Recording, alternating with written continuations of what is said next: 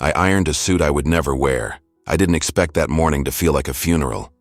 But as I sat there, coffee cold, tie still in my hands, I realized something unbearable.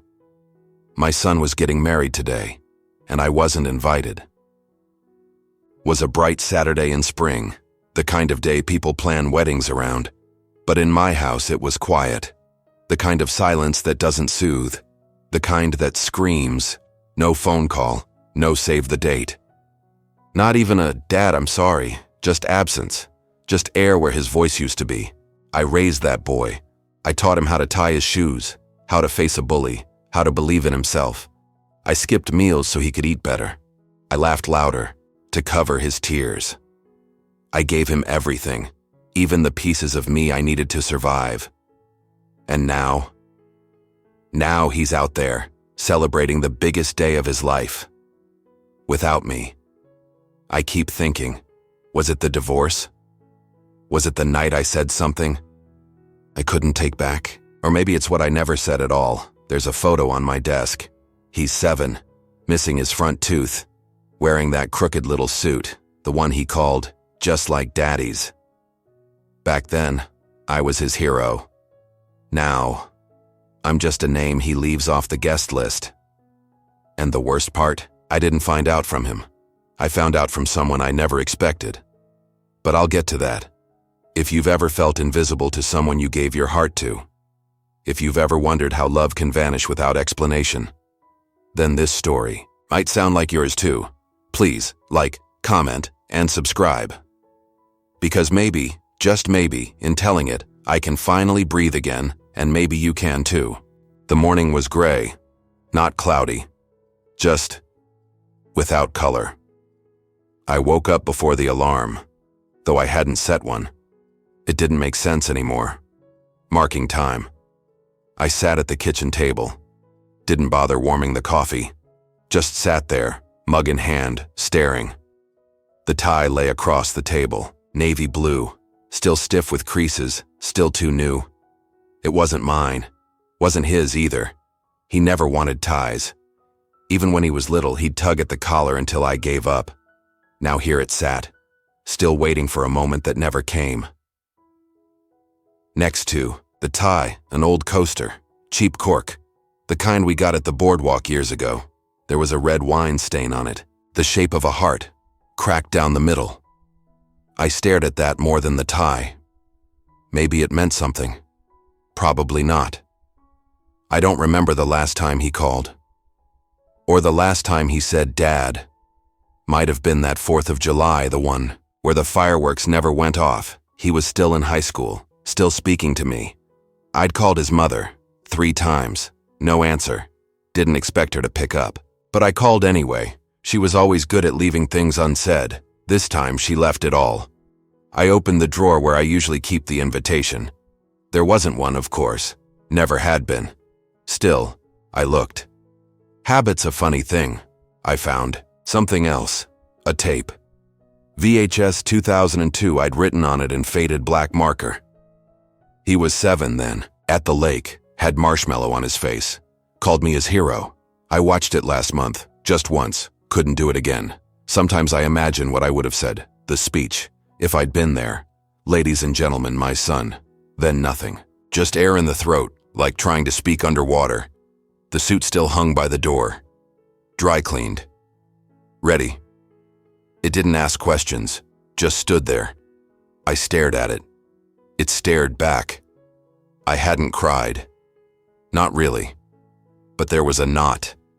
Like something got stuck halfway between the ribs and wouldn't come loose. Not grief. Not yet. Something quieter. Like being forgotten on purpose. And the question came again, soft but sharp. Can you mourn someone who's still breathing, but buried you in their past like a stranger they never knew? If this broke something inside you, or made you remember someone you miss, leave a comment. Share your story. Subscribe for more stories that feel too real to be fiction. The clock in the kitchen ticks like it knows what it's doing, like it's trying to hurt me. Each second lands with the sharpness of something small but cruel. I sit there and let it cut. My brother calls. He's got that voice he uses when he doesn't know what to say but wants to sound like he does. "You're better than this," he says. He means well, but he wasn't there the night the house got quiet in the wrong way. Wasn't there when the silence wasn't peaceful. It was punishment. He says I should reach out again, maybe write something. I almost laugh. Instead, I say nothing. I remember the fever. It was 102 degrees, maybe more. My son, small, flushed, heavy against my chest like a warm stone. He kept whispering nonsense in his sleep. He smelled like bubblegum and sweat. I didn't move for hours. Funny how that kind of love doesn't die, even when it's not wanted anymore. I think about those soccer games, the cheap aluminum bleachers, the way he looked at me after missing a goal. I always clapped anyway. He needed someone to. So I stayed after. Always, even when it rained, even when he stopped looking. Now my head plays tricks, spins a reel of a wedding I didn't see. My son at the altar, her beside him, hands held, laughter, glasses raised, he says vows. She smiles like it means forever, and somewhere in that picture, I'm just absent, like I never belonged. I open Facebook, I shouldn't, but I do. There it is. The picture. Him and her, white and gold. Sunlight. Smiles too perfect, the kind that don't leave space for shadows. The comments are worse. Worse than the silence. One stands out.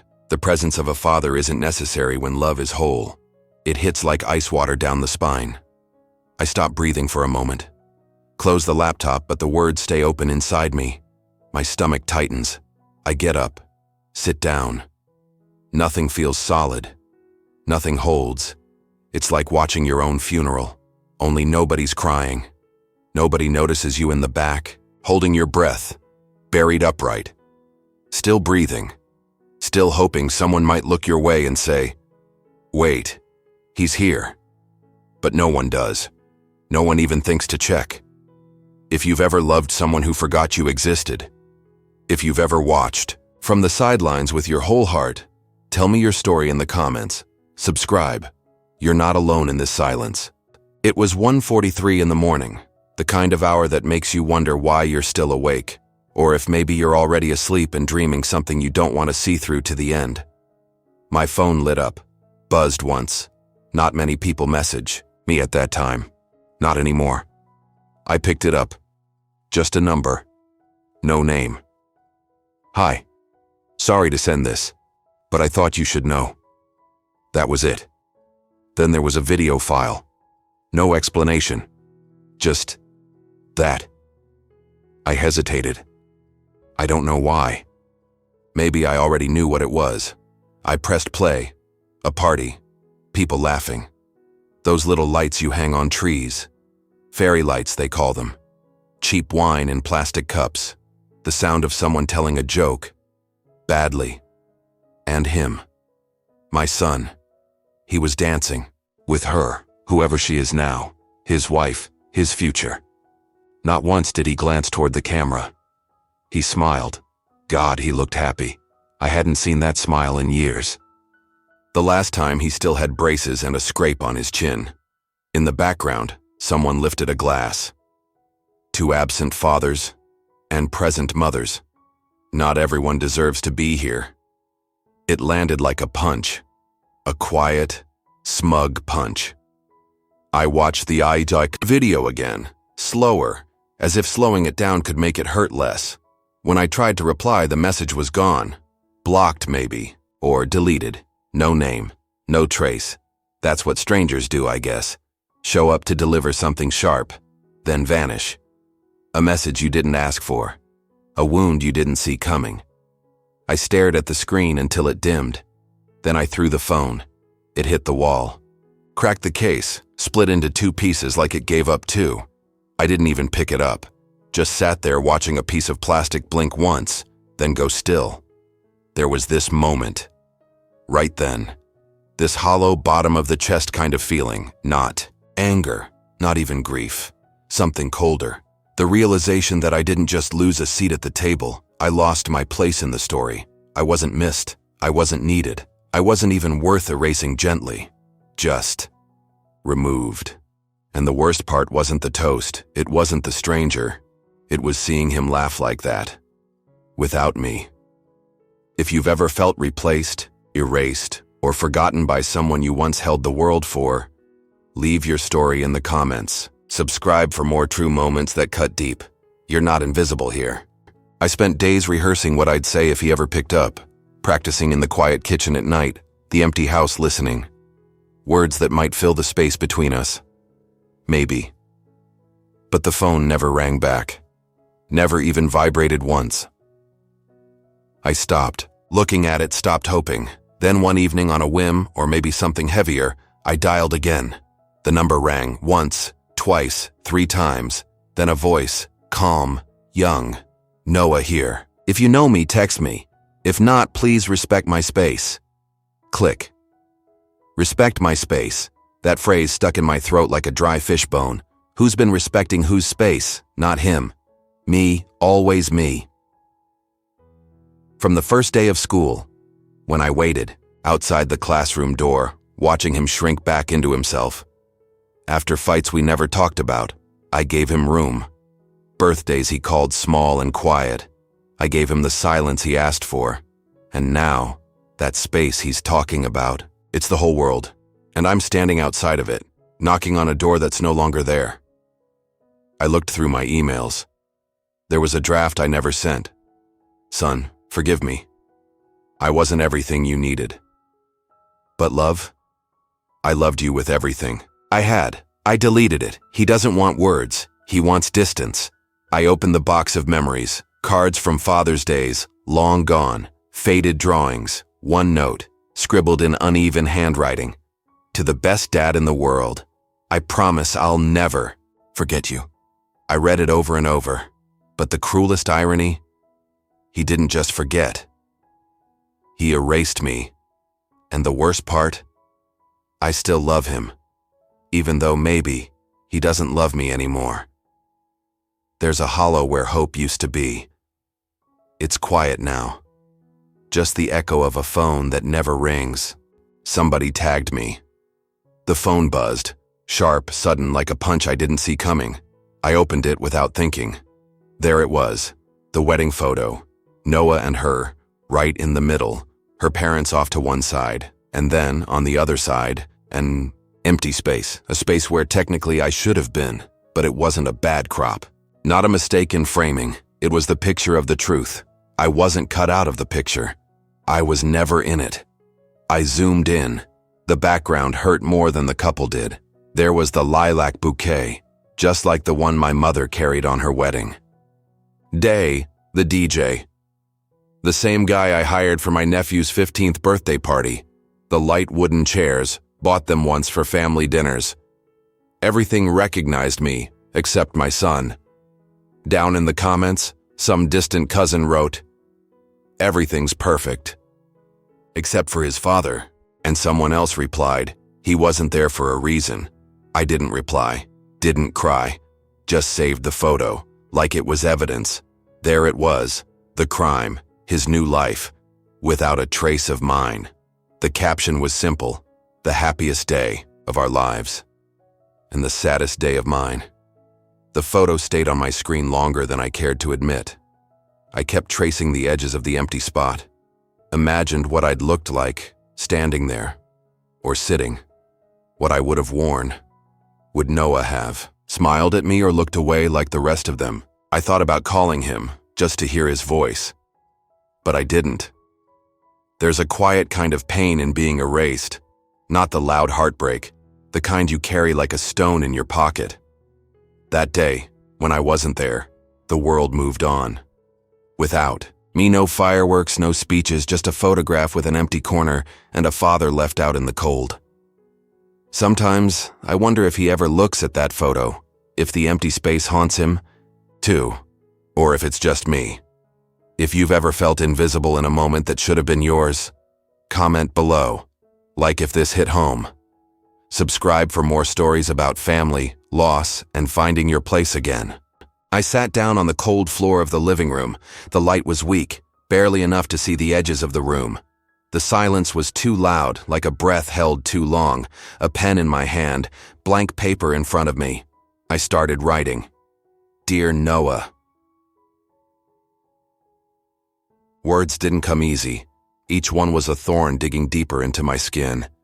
Every line was a memory bleeding out slowly, quietly. I wrote about the day he was born. I wrote about watching him grow, watching him slip away without me.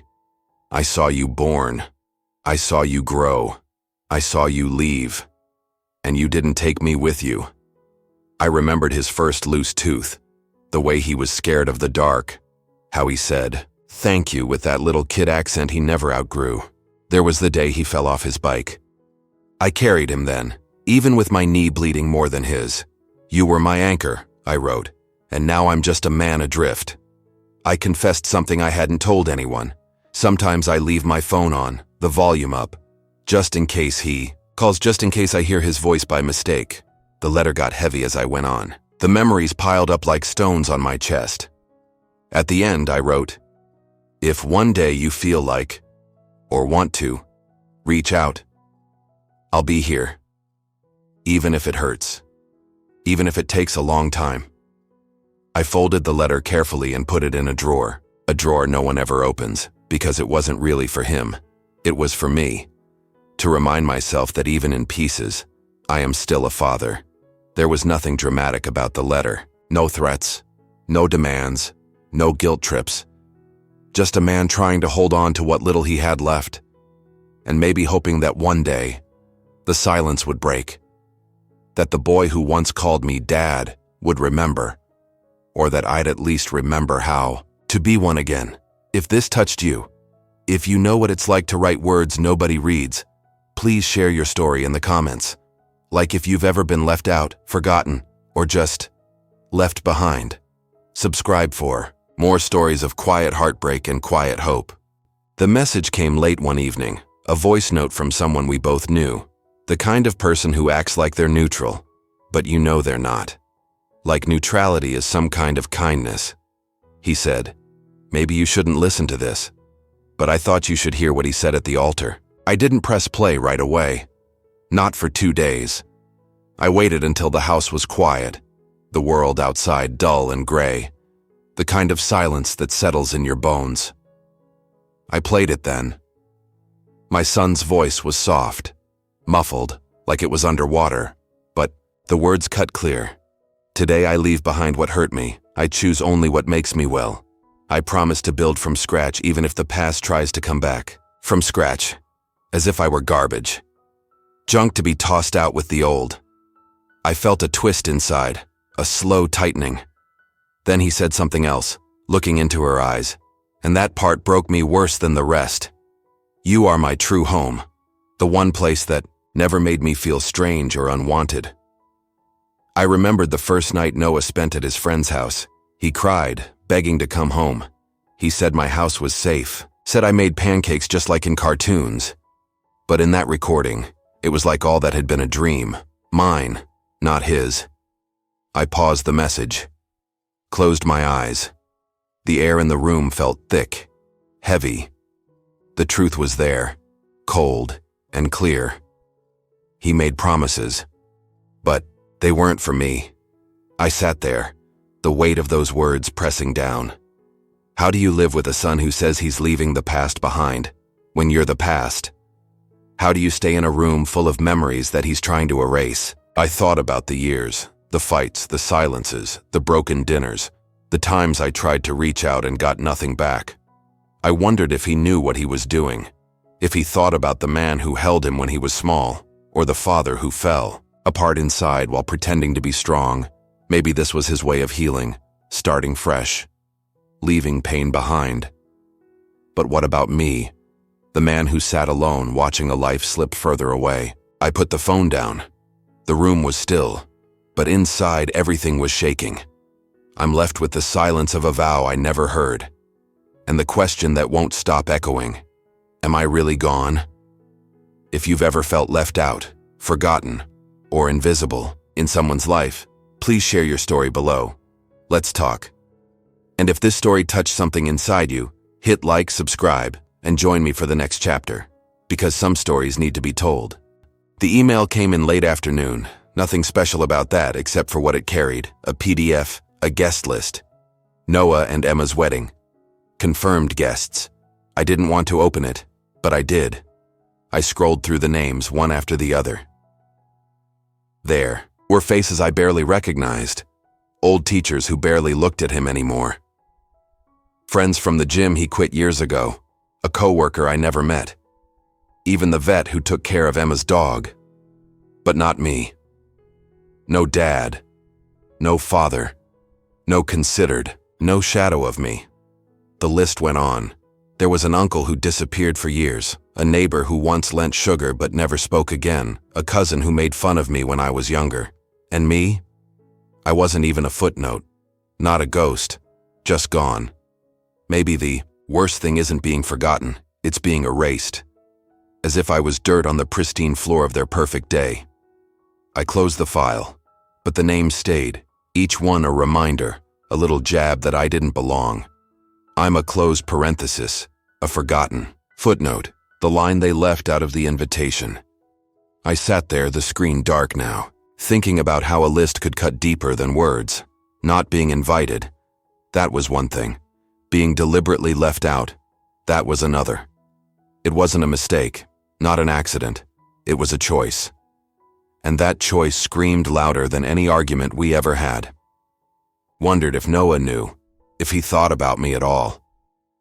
Maybe he didn't want to see me there.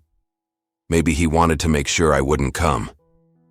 Maybe I was the one who should have stopped trying. But some part of me still hoped. Hoped for a chance. For an invite, for a seat at the table, even if it was just for a moment. The house felt emptier than usual. The quiet wasn't peaceful anymore. It was heavy. Turned off the computer. I wanted to scream. But all I could do was sit and think about a guest list that erased me. If you've ever been left out when you thought you mattered most, or felt invisible when it hurt the most, please share your story in the comments, like if this touched you. Subscribe for more stories that don't shy away from the hard truths. It was raining. Not the kind that drums on rooftops or slaps the windows, but the kind that just settles in, quiet and relentless. The kind of rain that gets under your skin, like a slow ache you can't shake. I was lying on the couch, staring at the ceiling, feeling the weight of the day pressing down like the clouds outside. The house was empty except for the soft tick of the clock and the occasional creak of the old wood settling. Then I heard it. 3 knocks. Dry. Sharp. At first, I thought I imagined it. Nobody had come around in weeks, maybe months. The silence had become its own kind of company. One I didn't want to break, or maybe didn't know how to. But the knocks came again. 3 times. Steady. Insistent. I got up slowly. The floorboards groaned under my feet. When I opened the door, it wasn't who I was expecting. Not Noah. Not anyone. It was the mailman. Wet from the rain, with a small white envelope in his hand. The envelope was too small for a letter of forgiveness, but maybe just big enough to carry a sliver of hope. My name was written on it, in shaky handwriting I recognized right away, the kind of handwriting you never forget, no matter how long it's been. I took it inside and closed the door behind me. I sat back down on the couch and slowly tore it open. The paper was thin. The ink faded in places. "Dad," it began. Simple and raw. I don't know how to start this, so I'll just say it. I was wrong. I stopped reading for a moment. The sound of the rain filled the silence. My heart beat out of sync with the storm. I was angry. I thought pushing you away was how I grew up. I thought silence could fix what I never knew how to say. There was a pause, an unspoken breath between the lines. But at the altar, when I looked out at the crowd, you were the only absence that screamed loud enough to break through all the noise. I still don't know how to fix this. I only know that I want to try. There was no signature, no flourish, no sign-off. But I recognized the voice. It was Noah, speaking the language only a father and son understand, the language of wounds that never quite heal but ache anyway. I sat there for a long time, the letter trembling in my hands, the rain tapping softly on the window. Maybe this was the beginning, or maybe it was just another word in a conversation long overdue. Either way, the door had been knocked on. And for once, I was ready to listen. If you've ever waited for a sign that things could still change, hit like. Share your own story in the comments. Maybe we can find hope together. And don't forget to subscribe. There's more to come. I could have left it alone. The letter, the words, the weight of it all. There's a part of me that wanted to fold it back up, tuck it away like the other hurts. Like the silence that settled thick in the house after he stopped calling. Like the empty chair at Christmas dinner. Like the nights I sat staring at the phone, hoping it would ring. But something stirred. Something stubborn and old. A quiet insistence that I couldn't shake. I'm a father. Not the perfect kind. Not the one who never falters, or who always knows the right thing to say. Just a man who stays. Even when the world's crumbled. I sat down at the kitchen table, the same one where the tie had lain weeks ago, picked up paper and pen. I wrote slow, careful. My hand trembling sometimes. Not because I doubted the words, but because they carried more than just ink. Son, I began. The life we had, and it broke us both in different ways. But I still hold all the pieces that have your name on them. I paused. The words felt too fragile. You don't have to know how to fix this. You just have to want to be here. The door has never been locked. It's only waiting. Waiting for you to knock again. I folded the letter. Clean, neat. I don't know if he'll read it. I don't know if he'll answer. And maybe he won't. Maybe he never will. But I wrote it anyway. Because some things a father does aren't for the hope of a return call. Or a thank you, or a hug. They're done because love demands it, even when it's quiet, even when it hurts, even after the silence, even after being shut out. To be a father isn't to be remembered. Not always. Sometimes it's to carry on, even when you're forgotten. Put the letter on the table. Walked to the door. The wind was still that evening, soft enough to hear the past breathing in the spaces between the cracks. I stepped outside and waited. If this story found a place in your heart, or if it stirred a memory you thought was buried, please share what you would do in his place in the comments. Would you forgive? Wait? Or walk away quietly? Like this video? Share it with someone who needs to hear this. And subscribe. Because here, we don't just tell stories, we turn pain into humanity, one story at a time.